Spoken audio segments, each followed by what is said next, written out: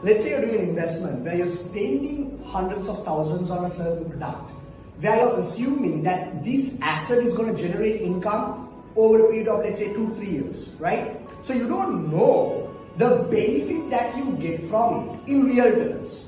Now, for an example, if you're going to get 50,000 every year over the next 3-4 years, is it really worth 50,000 the next few years? You really don't know, right? 50,000 today is worth more than how much it's going to be worth in 2-3 years time.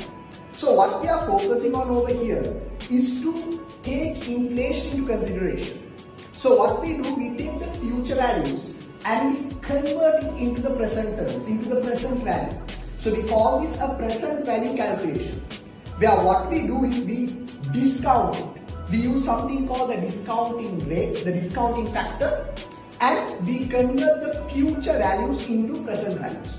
It's pretty much simple, because for your syllabus you will be getting the discounting factors. All you got to do is multiply. So when you multiply, you're going to just convert your future cash flows into present value. That's going to give you a better understanding on how much you are going to really get on that investment. So that makes sense, right? It's an investment appraisal technique. It's going to tell you how you are going to benefit from that particular investment, taking inflation into consideration. Because let's face it, guys, you are just gonna go through numbers and be like, okay, you're gonna get this much number in 2-3 years time. But is it worth the same amount? We really don't know.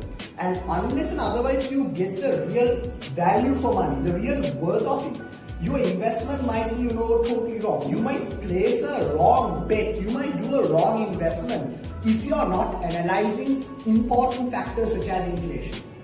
So keeping that in mind, that's how net present value works. That's the main reason we consider something called net present value. And also, it's one of the most important investment appraisal techniques.